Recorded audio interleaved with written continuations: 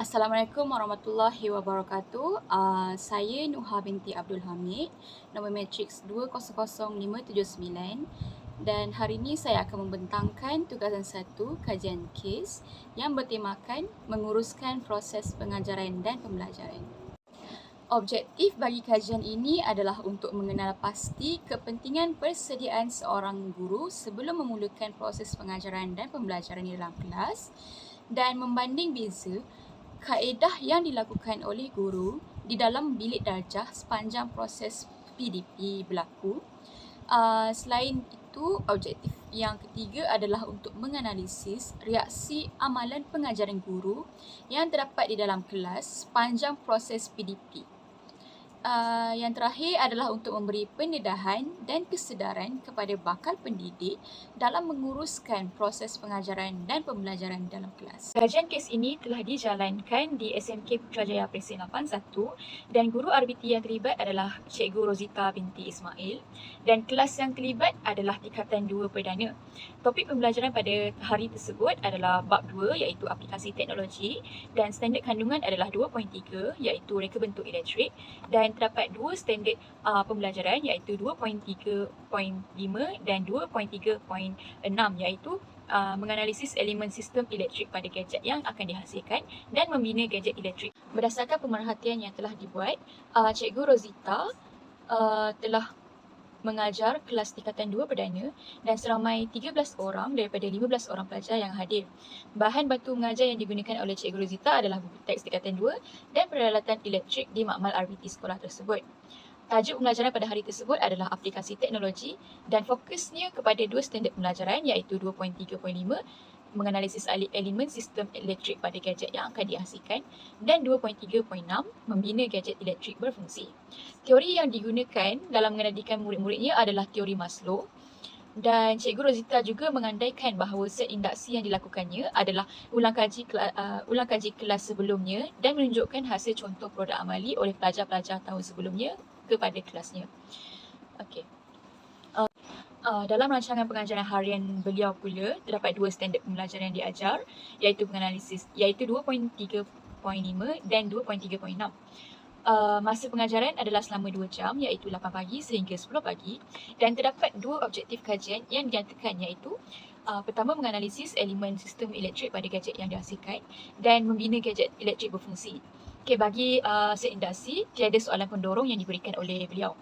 Amalan nilai murni yang dinyatakan adalah dengan baik dan aktiviti yang dilakukan oleh murid juga, murid perlu menyiapkan alakaran litar serta menganalisis litar masing-masing kepadanya pada hujung kelas. Okey, bagi kaedah pengajaran, Cikgu Rozita telah melaksanakan sesi pembelajaran dan pengajaran menggunakan kaedah syarahan iaitu perpustakaan guru.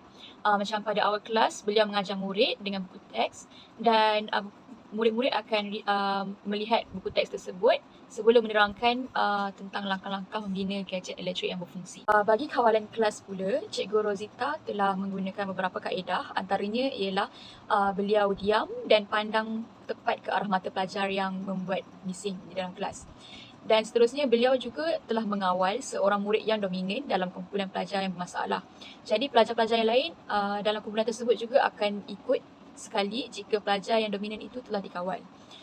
Beliau juga menggunakan kaedah pujuk dan puji bagi sesuatu perkara. Contohnya macam Cikgu Rozita telah memberikan memberikan soalan kepada seorang pelajar dan pelajar tersebut berjaya menjawabnya dan beliau akan memuji pelajar tersebut. Seterusnya, cara yang lain adalah beliau juga menjadikan murid-murid beliau sebagai seorang kawan. Yang terakhir, beliau juga mencampurkan unsur-unsur jenaka di dalam proses PDPR beliau. Bagi dapatan pemerhatian, set induksi yang digunakan adalah kurang tepat kerana tiada soalan pendorong yang diberikan kepada murid dan ini boleh menyebabkan tiada dorongan, tiada fokus terhadap topik pembelajaran pada hari tersebut. Okey, yang kedua, pelbagaikan alat bantu mengajar untuk menarik minat murid-murid untuk fokus terhadap pembelajaran yang diajar pada hari tersebut. Okey, seterusnya objektif di dalam rancangan pengajaran harian juga tidak dapat diukur kerana menggunakan beberapa perkataan yang tidak boleh diukur. Sebagai contoh, menganalisis. Seterusnya membina hubungan antara guru dan murid seperti yang dilakukan oleh Cikgu Rosita terhadap muridnya di dalam kelas. Seterusnya mempelbagaikan kaedah pengajaran seperti selain kaedah syarahan, Cikgu Rosita juga boleh menggunakan kaedah pembelajaran berasaskan projek, kaedah pembelajaran berasaskan masalah, perbincangan antara kumpulan dan sebagainya. Dan yang terakhir adalah teori yang digunakan oleh Cikgu Rosita untuk mengawal tingkah laku muridnya adalah teori Maslow. Bagi pembincangan, yang pertama adalah penggunaan teori perkembangan kognitif Vygotsky. Zon perkembangan proksimal dan konsep perancah scaffolding merupakan antara fokus yang boleh dilihat dalam teori ini yang berkaitan dengan pengurusan proses pengajaran dan pembelajaran oleh Cikgu Rosita.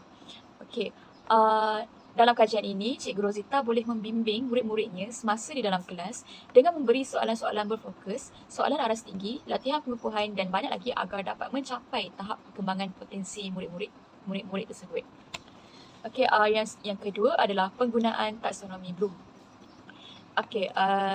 Seperti yang diketahui, terdapat 3 domain utama dalam pendidikan yang boleh diukur dalam taksonomi Bloom ini, iaitu domain kognitif, afektif dan psikomotor. Daripada kajian ini, penambahbaikan yang boleh dilakukan oleh Cikgu Rosita adalah dengan menggunakan teori, daripada kajian ini, penambahbaikan yang boleh dilakukan oleh Cikgu Rosita adalah dengan menggunakan taksonomi Bloom sebagai panduan untuk mengukur kefahaman murid, kriteria, kejayaan, objektif, pembelajaran dan banyak lagi. Yang ketiga adalah profesion perguruan boleh ditambah baik dari pelbagai aspek seperti etika profesion perguruan, tanggungjawab terhadap murid dan sebagainya. Daripada kajian ini, Cikgu Rosita perlu menjadi contoh yang baik terhadap murid-muridnya dengan menggunakan bahasa yang sopan semasa bertutur, tingkah laku yang baik, pemakaian yang sopan, kemahiran kreatif, keterampilan dan sebagainya. Sebagai contoh, walaupun unsur jenaka digunakan dalam kelas bagi menarik perhatian dan minat murid, unsur jenaka tersebut perlulah bersesuaian dengan konteks pembelajaran dan tidak melampaui batas. Yang terakhir adalah penambahbaikan rancangan pengajaran harian. Rancangan pengajaran harian iaitu RPH yang dihasilkan oleh Cikgu Rosita perlu ditambah baik dan diteliti semula. Aktiviti PDP dalam RPH yang dihasilkan adalah selari dengan PDP yang pada kelas tersebut. Tetapi objektif dan aktiviti pelajar dan guru perlu ditambah baik. Objektif yang dihasilkan mestilah boleh diukur dan menggunakan kata kerja yang boleh diukur. Bagi aktiviti PDP pula boleh dipecahkan kepada 2, iaitu aktiviti guru dan aktiviti pelajar supaya lebih khusus terhadap pelaksanaan aktiviti tersebut di dalam kelas. Secara kesimpulannya, kajian kes ini memberi pendedahan kepada bakal-bakal guru tentang pengurusan proses PDP dan ia meliputi pelbagai aspek seperti cara mengawal kelas, RPH, penyediaan RPH, persekitaran sekolah dan bilik darjah, alat bantu mengajar dan banyak lagi yang boleh membantu bakal guru untuk lebih bersedia dalam profesion perguruan. Ini adalah gambar sekolah yang telah diambil dan RPH oleh Cikgu Rosita. Itu sahaja daripada saya. Sekian, terima kasih.